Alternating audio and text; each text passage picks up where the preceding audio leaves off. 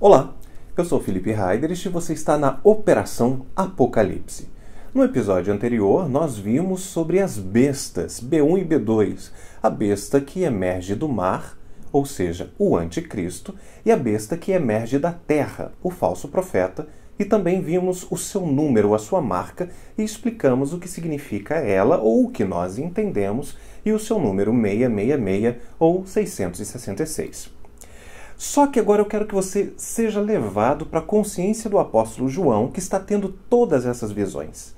Ele acabou de receber detalhes de como será a atuação do anticristo e do seu falso profeta, e como eles vão dominar sobre a terra nesse período da grande tribulação, nesse período de 7 anos.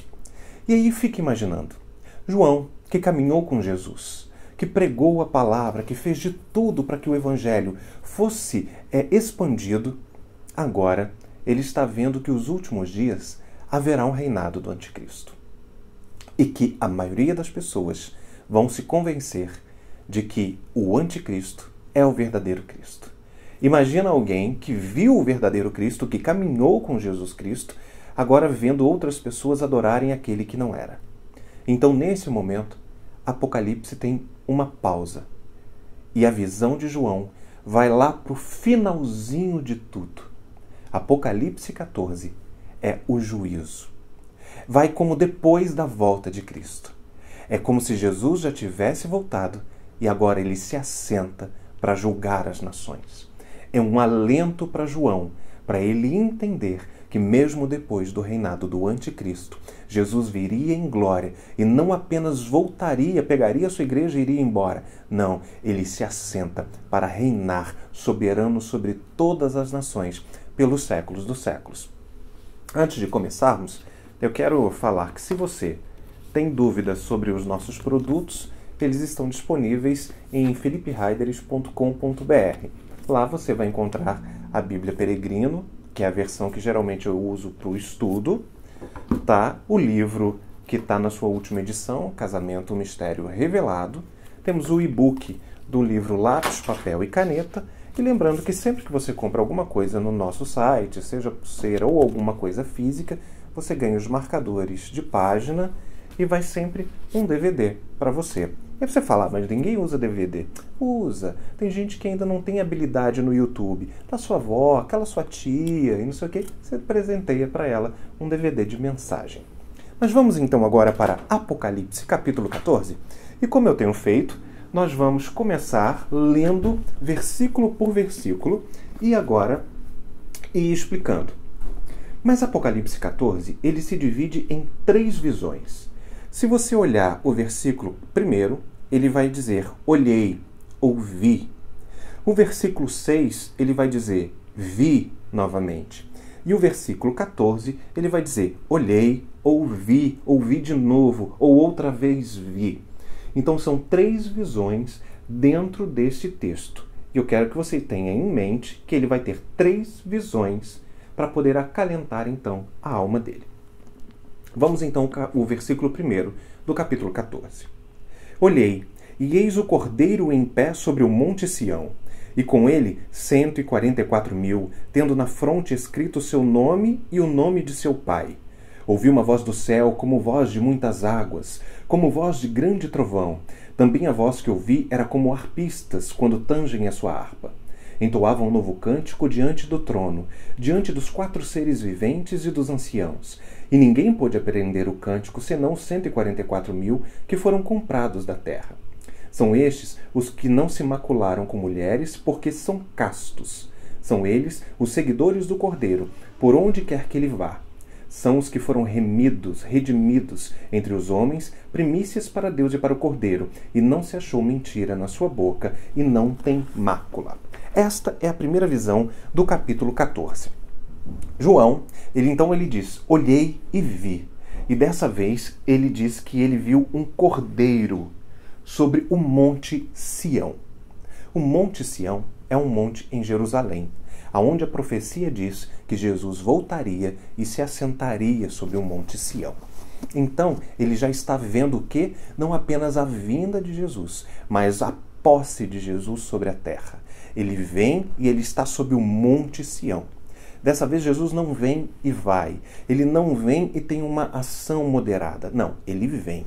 E é interessante que traz com ele 144 mil. E nós já ouvimos falar sobre esses 144 mil. São aqueles que foram contados, se converteram durante a grande tribulação, os judeus, e eles foram selados, receberam um selo do Cordeiro na testa e foram mortos por causa disso. Mais uma evidência de que isso aqui está acontecendo depois da tribulação, porque os 144 mil já não estão mais na terra, estão no céu junto com o Cordeiro. Entoavam um novo cântico, e aqui o versículo 4, ele insere uma coisa que chega a ser um pouco engraçada. Mas olha só, o versículo 4. São estes os que não se macularam com mulheres, porque são castos. Espera aí. Então você está dizendo que os 144 mil só podem ser homens e virgens? É isso mesmo? Talvez seja... Será que vai ter 144 mil no final? Ou será que não tem mais do que 144 mil porque é difícil achar um virgem na Terra? Não, não é isso. Aqui não se macular com mulheres, homens que não se macularam com mulheres, ele está se referindo à palavra que no original grego é porneia.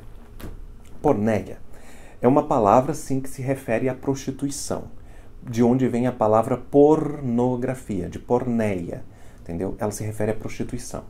Mas a prostituição aqui não é física. A prostituição aqui, ela é espiritual. São aqueles que não se prostituíram seguindo doutrinas do anticristo, corrompendo o evangelho, maculando o evangelho. Eles são castos porque eles mantiveram o evangelho na sua essência. Ah, mas será? Sim. Quando nós vamos ver um pouco mais à frente, quando fala da queda de Babilônia e da grande meretriz, também fala sobre a prostituição com ela. Está falando sobre se entregar aos deuses dela. Você vai ver isso claramente em Apocalipse 17, versículo 2, falando sobre a prostituição não física. Usa a mesma palavra porneia, mas está falando sobre a prostituição espiritual.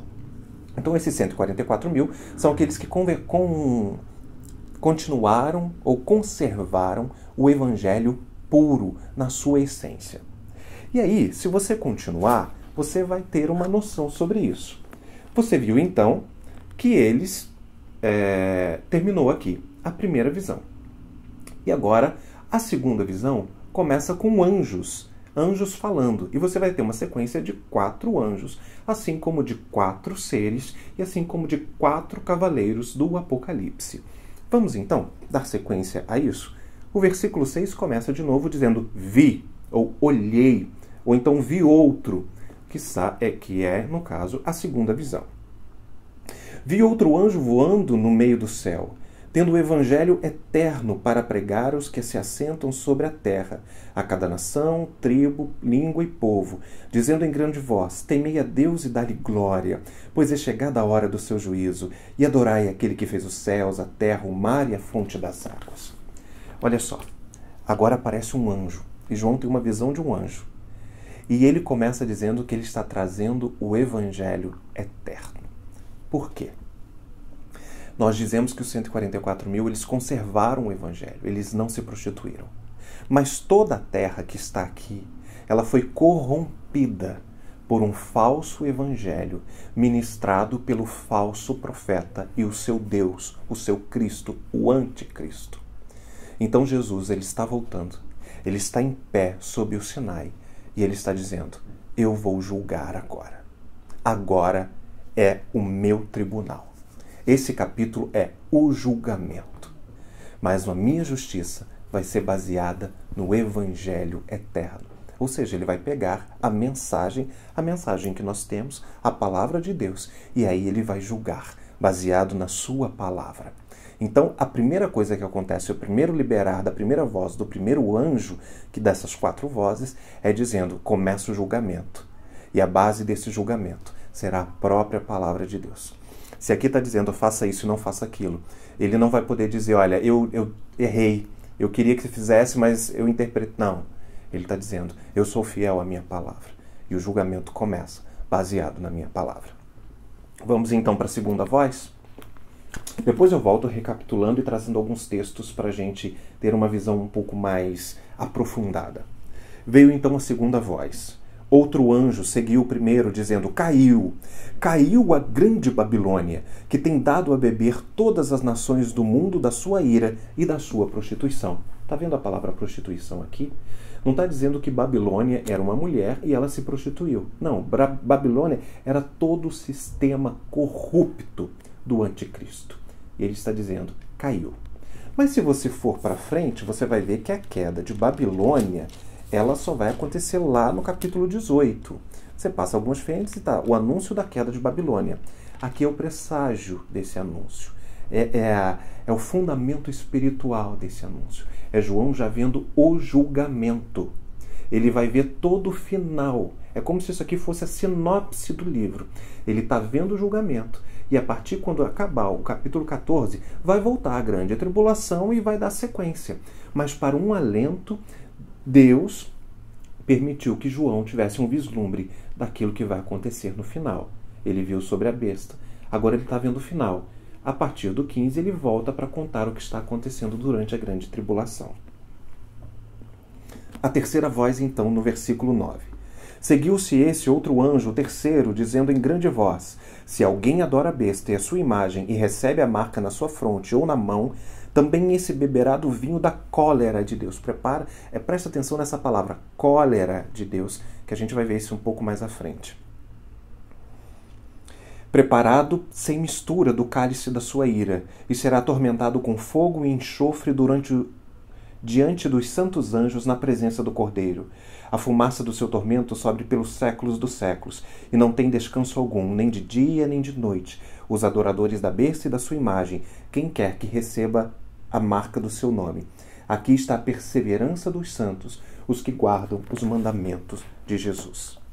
A terceira voz fala sobre o quê? Sobre o inferno. Então João está vendo o julgamento. O julgamento começa dizendo que a base desse julgamento, o livro, a constituição desse julgamento será o Evangelho. E aí então ele vem dizendo que não há mais poder, influência nenhuma do mal, não há mais corrupção, caiu Babilônia. E agora ele vai começar a separar as pessoas. A terceira voz diz: há um inferno. E os adoradores da besta, junto com a besta, o falso profeta, eles vão para o inferno. E ele é eterno. Por mais que pessoas digam que não, ele é eterno. Então, se ele está dizendo que é o inferno, imagina então o que vem na quinta voz. No dia do julgamento, haverá a condenação, mas também haverá a sentença de salvação. Vamos lá, então, para a quarta voz, né?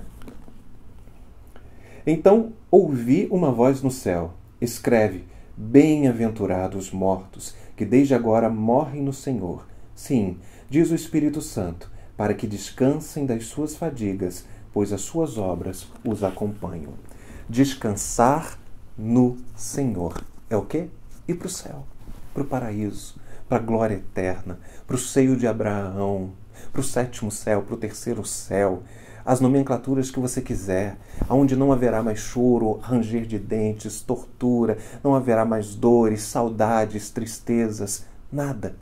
Para sempre e pelos séculos dos séculos, gozaremos da presença do Pai, do Filho e do Espírito Santo, a verdadeira estrela da manhã, o sol da justiça, o Cordeiro e o Leão.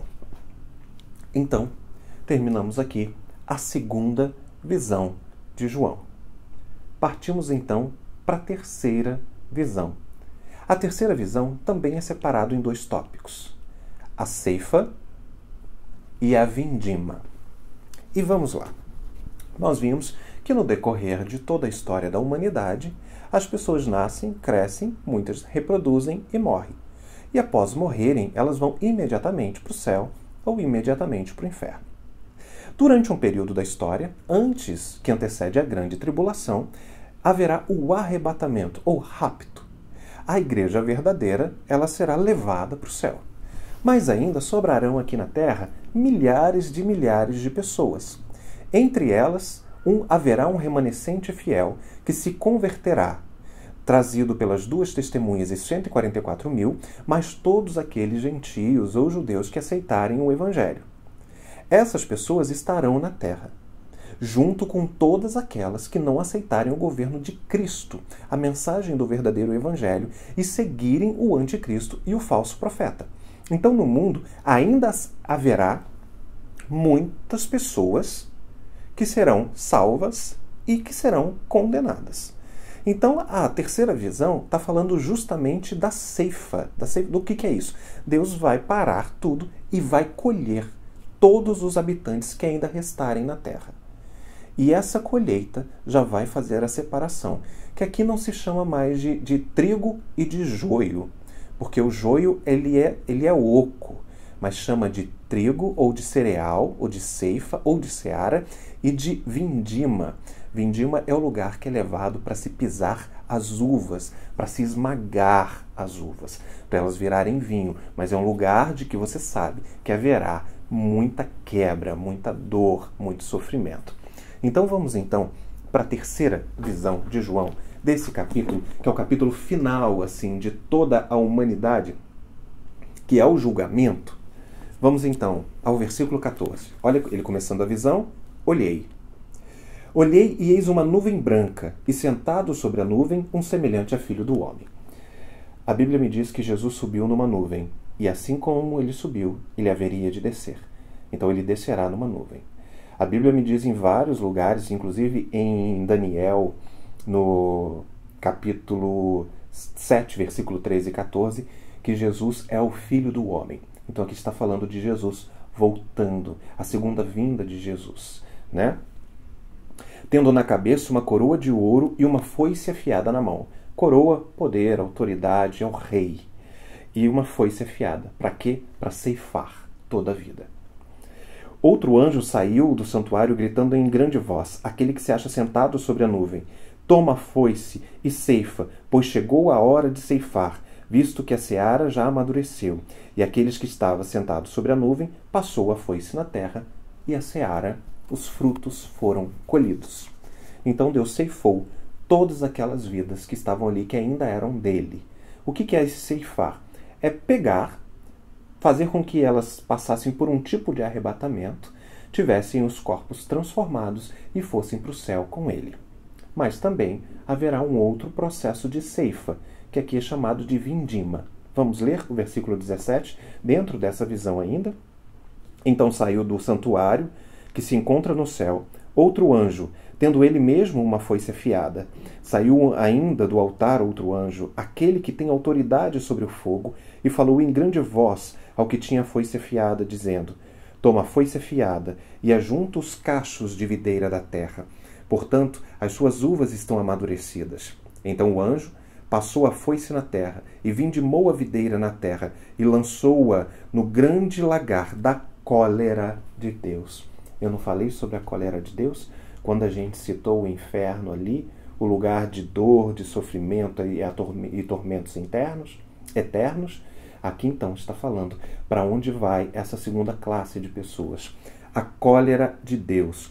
E o lagar foi pisado fora da cidade. Presta atenção também, fora da cidade.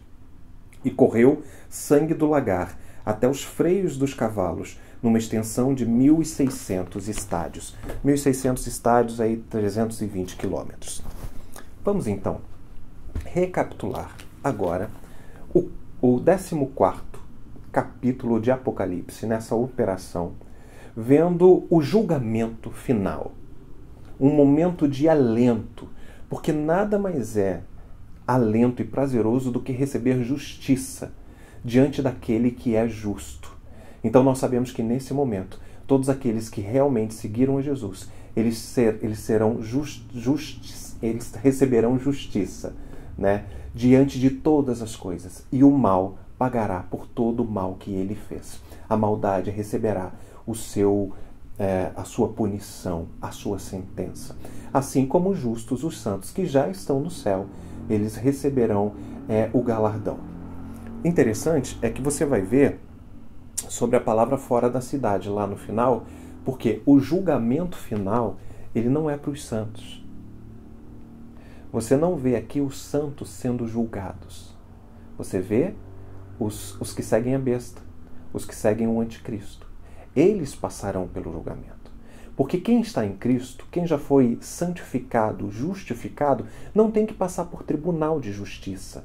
Eles já foram justificados. Aqueles que serão condenados é que passarão pelo tribunal para receberem a sentença eterna. Porque Deus é justo. Ele não lança ninguém na perdição eterna, no inferno, no lago de fogo, sem dizer, olha só, vocês escolheram o que vocês plantaram. Mas vamos recapitular? Então, a Bíblia começa aqui no capítulo 14 falando sobre Deus, Jesus, né? Ele está sob o Monte Sinai, ou seja, é a sua vinda, e ele está com 144 mil a tiracolo. E diz que eles eram homens que não se contaminaram com mulheres, ou seja, eram castos. Nós aprendemos aqui então que já tinha se passado o período da tribulação, 144 mil já estavam no céu, e não que sejam apenas homens, mas é a nomenclatura da espécie humana, e não que eles eram virgens, mas sim que eles não haviam prostituído do evangelho original, se prostituindo com a grande meretriz ou com a Babilônia, que é o sistema corrupto, da igreja corrupta, do falso profeta e do anticristo. A primeira voz, ela vem trazendo o evangelho eterno. E quando ela fala sobre o evangelho eterno, eu gosto de lembrar de qual é a finalidade do homem. Para que você nasceu? Para que você foi criado? Você já se fez essa pergunta? Um dos trechos da Bíblia diz exatamente para que você nasceu e para que você foi criado. Efésios, capítulo 1, o versículo 12 diz assim: o propósito de Deus para você é que louvássemos a Deus e dessemos a glória a Ele por ter feito coisas poderosas por nós, porque fomos os primeiros a confiar em Cristo. Então, quando você se perguntar qual é o propósito de Deus na minha vida, quando alguém te perguntar qual é o propósito de Deus para a sua vida, como saber qual é o seu propósito, Efésios 1, versículo 12. Louvar a Deus e glorificar o nome dele para sempre. É o Evangelho, ser o Evangelho eterno. A segunda voz, ela vem anunciando a queda da Babilônia.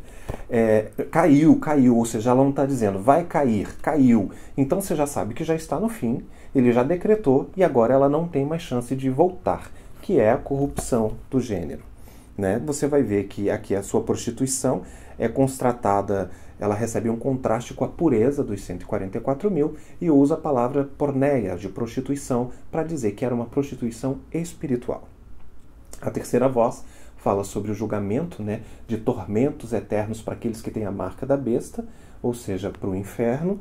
E a quarta voz, também num contraponto, fala sobre bem-aventurado felizes são aqueles que permaneceram fiéis, ou seja, o céu. Então nós temos aqui agora a ceifa e a vindima. E se você quiser, abra comigo aí em Mateus 24. Mateus 24, versículo 30 e 31, vai falar sobre isso. Mateus 24, versículo 30 e versículo 31 diz assim: então aparecerá no céu o sinal do Filho do Homem. Está vendo mais uma vez falando de Jesus como Filho do Homem? Todos os povos da terra se lamentarão e verão o Filho do Homem vindo sobre as nuvens. Eu não disse que ele viria sobre a nuvem? Com poder e muita glória. E ele enviará os seus anjos com grande clangor de trombeta, os quais reunirão seus escolhidos dos 4 cantos, dos 4 ventos, de uma a outra extremidade da terra. Não é isso que aqui Jesus está fazendo? Ele com a foice, mandando os seus anjos ceifarem na terra aqueles que vão estar com ele no céu e aqueles que vão estar sem ele no inferno. Interessante que a gente estuda Mateus 24 o tempo inteiro quando a gente fala sobre as 7 igrejas no episódio 2 e no episódio 3, as 7 igrejas de Apocalipse. Nós temos então a ceifa, que é a colheita daqueles que vão para o céu, e a vindima, que é a colheita daqueles que são os adoradores da besta para serem lançados no lago de fogo. Há um trecho também que fala sobre os adoradores da besta, e ele está em Isaías. Isaías 63, versículo 3. Fala sobre essa figura de linguagem, de usar como uva e de lagar. Lagar é o lugar de pisar a uva, de macerar a uva, para esmagá-las. Olha que interessante o que diz Isaías 63, versículo 3 a 6. Olha como a Bíblia se completa. Lá, quando vai falar sobre ceifar essas pessoas para a perdição, e usa o exemplo da uva e do lagar, olha que interessante como Isaías, o profeta messiânico, já tinha falado sobre isso. Olha Isaías 63, versículo 3. O lagar eu pisei sozinho, e dos povos nenhum homem se achava comigo. Pisei as uvas na minha ira, no meu furor a esmaguei, e o seu sangue me salpicou as vestes e manchou todo o traje, porque o dia da vingança me estava no coração. É o ano dos meus redimidos. Ele é chegado. Está falando o quê? Sobre o dia do julgamento. O ano da vingança do nosso Deus. O juízo final. Versículo 5. Olhei e não havia quem me ajudasse. Admirei-me por não haver quem sustivesse pelo seu próprio braço. Versículo 6. Na minha ira pisei os povos, no meu furor embriaguei-os. Uma brincadeira com a palavra uva que virou vinho, que embebeda. Embriaguei-os, derramando-os por terra o meu sangue. Está vendo como a Bíblia ela se completa o tempo inteiro? Mas existia ainda, aqui no final, uma partezinha que ficou um pouco complicada. Se você abrir aqui Apocalipse 14, os últimos versículos, olha só que interessante o que ele diz aqui. Vamos lá. E o lagar foi pisado fora da cidade, e correu tanto sangue do lagar que encheu até os freios dos cavalos numa extensão de 1.600 estádios. Pisado fora da cidade, e encheu tanto que chegou no freio dos cavalos. O freio dos cavalos é mais ou menos 1,5 metro. 1.600 estádios são 320 quilômetros aproximadamente. Então ele está dizendo assim que tinha tanto sangue derramado que houve um dilúvio de sangue. Claro que aqui é uma linguagem metafórica. Mas se você prestar atenção, 3.600 estádios é justamente o trajeto, é a distância do norte até o sul da Palestina, que vai de Dan até Berseba. É exatamente o tamanho do território ali de Israel com a Palestina. Então ele está dizendo, a justiça haverá e será à vista de todos. Todos vão ver, porque ali era o território conhecido. E ele diz, fora da cidade. Quando ele fala fora da cidade, por quê? Quem mora dentro da cidade era o povo de judeu. A princípio ele está dizendo, é o povo cristão, o povo salvo. Fora da cidade, os ímpios, os pagãos, os adoradores da besta. Então ele está dizendo, a justiça de Deus, como condenação, o tribunal de Deus, ele virá sobre aqueles que não aceitarem Jesus. Aqueles que aceitarem Jesus vão direto para o céu. Eles não vão ser envergonhados, como a gente diz na igreja. Vai passar minha vida no telão. Não. Aqueles que receberem Jesus estão isentos desse processo. Eles estarão eternamente no céu, nas bodas do Cordeiro, celebrando com Cristo. Mas aqueles que foram acusados, Deus, em sua infinita justiça, através do seu evangelho, da sua palavra, de Jesus Cristo, ele sim vai testificar o porquê de cada uma dessas acusações. Esse, então, é o resumo de Apocalipse, capítulo 14. Neste momento, você que está me acompanhando ao vivo, eu vou abrir a oportunidade para perguntas e, se eu souber, para respostas.